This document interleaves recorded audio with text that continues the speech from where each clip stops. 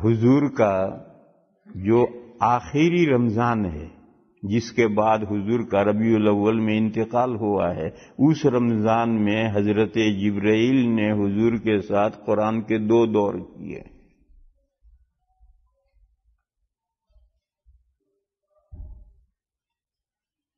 اس سے حضور نے یہ سمجھا کہ میری وفات کا وقت قریب آ گیا ہے۔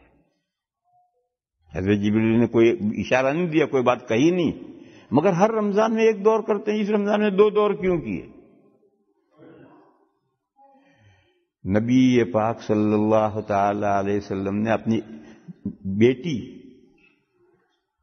حضور کے 3 یا 4 بیٹے تھے، وہ سب حضور کے سامنے وفات پا گئے۔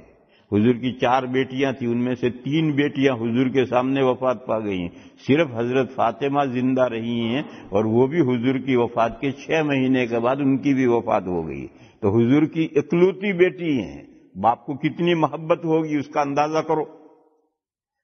حضور نے ایک مرتبہ ان کو بلایا اور ان کے کان میں کچھ کہا چپکے سے، تو حضرت فاطمہ زاروں قطار رونے لگی۔ یہ واقعہ حضرت عائشہ کے گھر میں پیش آیا تھا اور مرض موت میں پیش آیا تھا۔ تو حضرت عائشہ نے پوچھا حضرت فاطمہ سے کہ حضور نے تمہارے کان میں چپکے سے کیا کہا جو تم روئی؟ تو انہوں نے کہا کہ یہ ایک راز ہے، حضور کا ایک راز ہے، میں نہیں بتاؤں گی۔ خیر 2-4 روز کے بعد حضور نے پھر بلایا اور پھر بلا کر ان کے کان میں چپکے سے کچھ کہا، تو وہ بہت ہنسائے بشائے کھلکھلا کر ہنس پڑی حضرت فاطمہ۔ تو حضرت عائشہ نے پھر پوچھا کہ حضور نے اب کے کیا کہا؟ تو ان کا یہ راز ہے، نہیں بتایا۔ خیر چند دن کے بعد حضور کی وفات ہو گئی۔ وفات کے بعد حضرت عائشہ نے پھر پوچھا، تو انہوں نے حضرت فاطمہ نے کہا کہ ہاں اب بتاؤں گی، اب وہ راز نہیں رہا، اب بتاؤں گی۔ پہلی مرتبہ حضور نے مجھ سے بلا کر یہ کہا تھا کہ جبرائیل ہر رمضان میں قرآن کا میرے ساتھ 1 دور کرتے تھے، اس سال رمضان میں انہوں نے میرے ساتھ 2 دور کیے ہیں، اس سے میں یہ سمجھتا ہوں کہ میری موت کا وقت قریب آ گیا۔ اس پر ظاہر ہے باپ جب ایسی بات کہے گا تو بیٹی روئے گی، اس پر میں روئی۔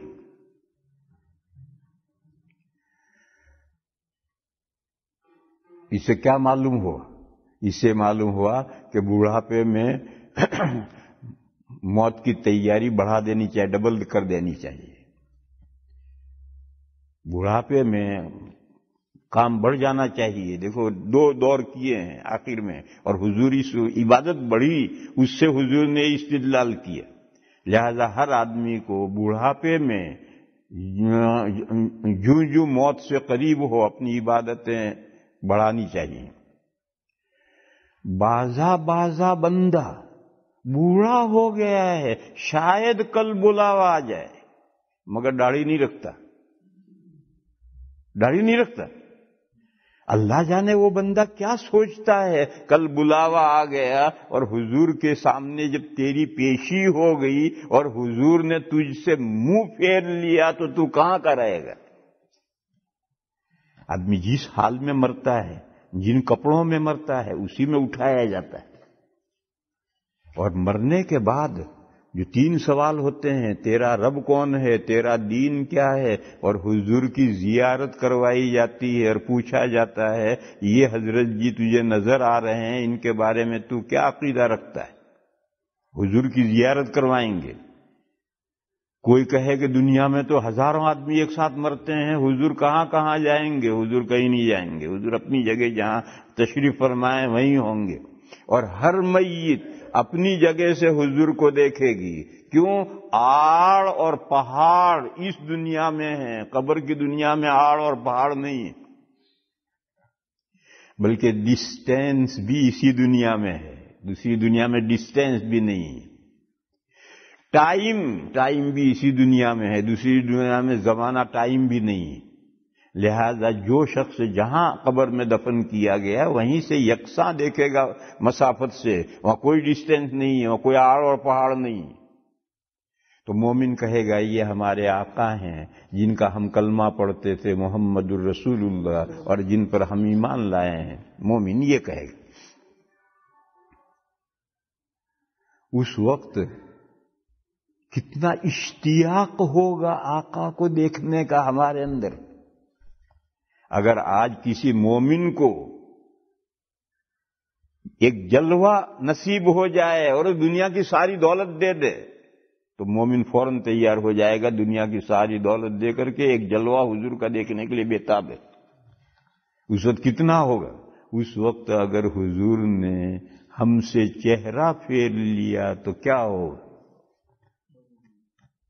ایک حدیث ہے، جب حضور نے بادشاہوں کو اس دعوت اسلام کے لیٹر لکھے تھے تو ایران کے بادشاہ کے پاس بھی لیٹر لکھا تھا۔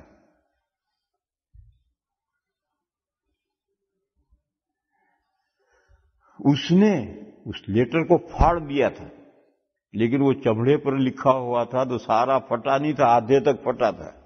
اور وہ لیٹر آج بھی دنیا میں ہے اور اس کے فوٹو چھپتے ہیں، وہ آدھے تک پھٹا ہوا ہوتا ہے۔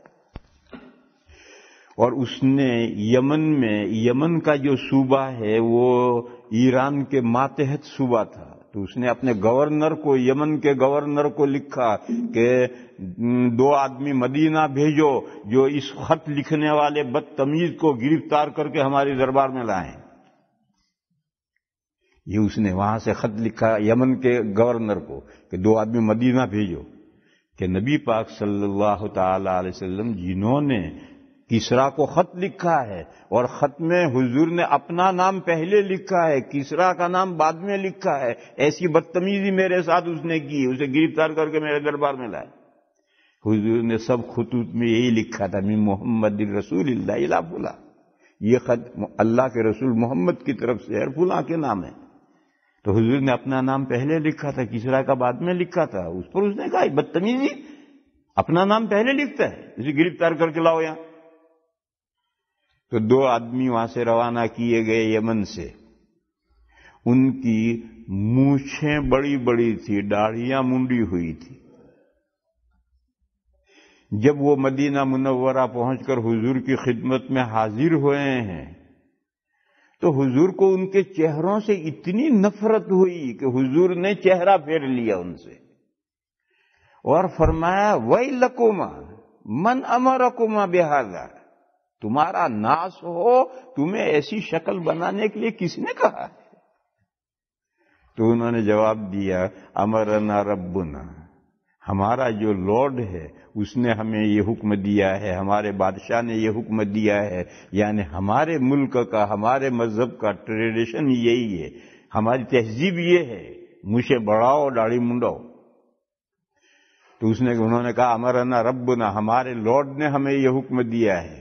تو حضور نے فرمایا ولیکن ربی امرنی باعفاء لحیتی واحفاء شاربی، حضور نے فرمایا مگر میرے لارڈ نے، میرے پروردگار نے، میرے رب نے مجھے یہ حکم دیا ہے کہ مونچھیں زیادہ سے زیادہ پست کروں اور داڑھی بڑھاؤں، میرے رب نے تو مجھے یہ حکم دیا۔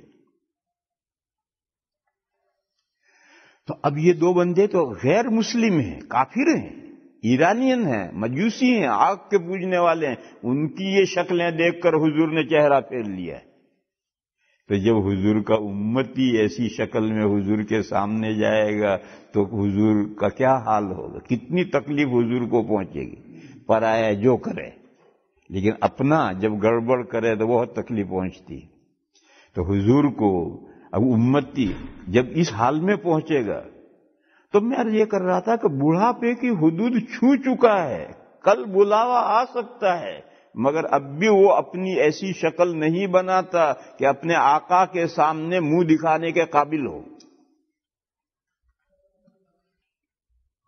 تو اصل حضور نے، میں یہ کہہ رہا تھا کہ مرنے کا موت ٹھیک ہے، جوان ہے، داڑھی منڈاتا ہے، ارے ٹھیک ہے چلنے دو، شادی وادی ہو جائے گی پھر کہیں گے اس بھیا داڑھی رکھ لے۔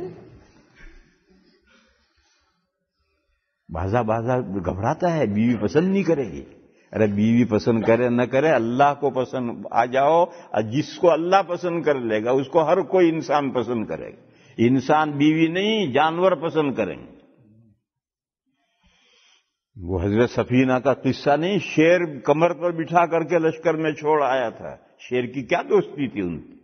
کوئی دوستی نہیں تھی۔ حضرت سفینہ کی کو اللہ نے پسند کر لیا تھا، اللہ نے پسند کر لیا تو شیر نے انہیں پسند کر لیا، ان کی خدمت کے لیے تیار ہو گیا۔ لیکن ایک ہے انسان کا کچا ذہن کہ اگر شادی داڑھی رکھ لیں گے تو بیوی پسند نہیں کرے گی، ملے گی نہیں۔ ایک کچا ذہن ہے، غلط رونگ ذہن ہے، لیکن ہے انسانوں کا۔ لہذا چلنے دو، جب اس کی شادی ہو جائے گی تب کہیں گے اسے بھیا داڑھی رکھ۔ لیکن جو بڈھے ہو گئے ہیں، میری عمر میں پہنچ گئے ہیں، وہ تو ہوش کے ناخن لیں، کب تک ٹرکھاتے رہیں گے؟ کیا وہ یہ سمجھتے ہیں کبھی 100 سال اور جئیں گے؟ وہ کوئی ضروری نہیں۔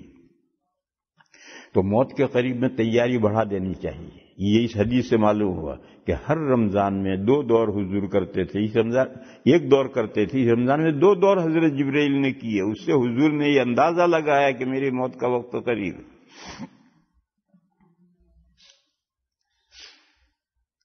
دوسری بات جس پر حضرت فاطمہ ہنسی تھی، انہوں نے بتلایا کہ دوسری مرتبہ ابا نے مجھے یہ بتلایا کہ میرے بعد میرے خاندان میں سے سب سے پہلے میرے پاس تم آؤ گی۔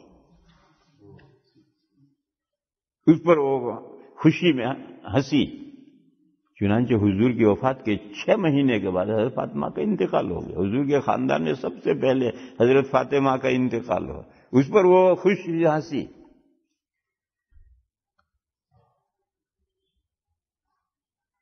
ہم تو ہوتے تو روتے،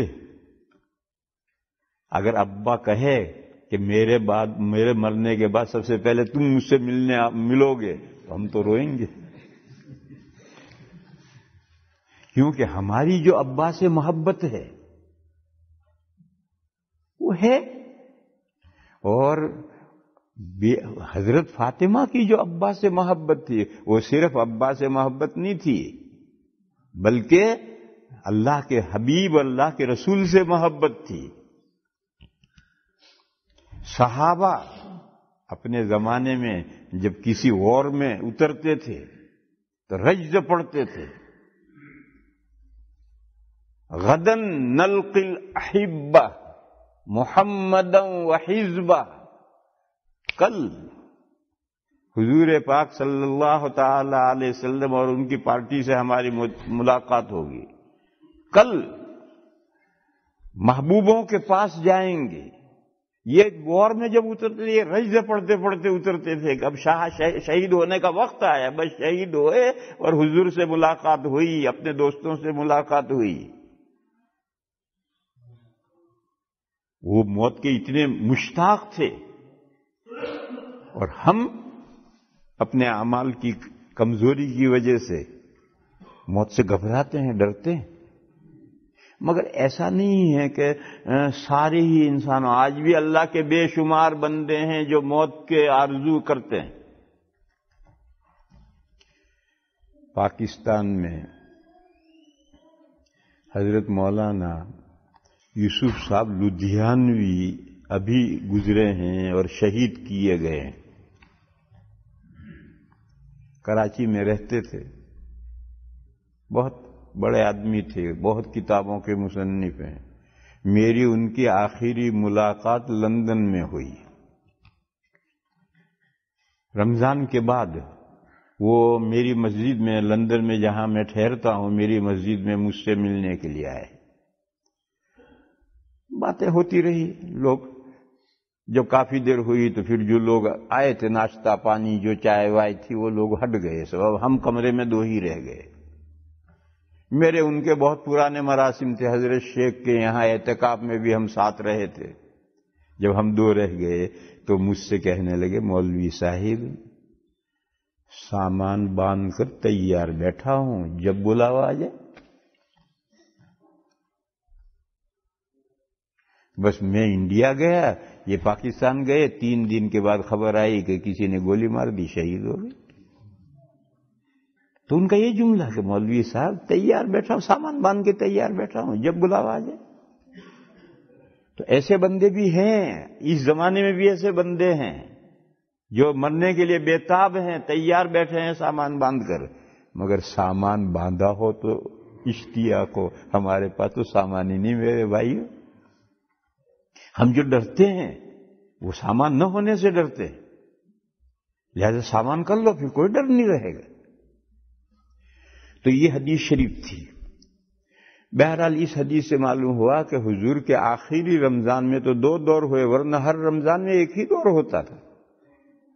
بس صحیح معنی میں قرآن کریم کا حق اسی وقت ادا ہو سکتا ہے جبکہ آپ 30 دن میں، 27 دن میں نہیں، 27 راتوں میں نہیں، 30 دن میں آپ قرآن پورا کریں تو آپ سلیقے سے پڑھیں گے، ڈھنگ سے پڑھیں گے،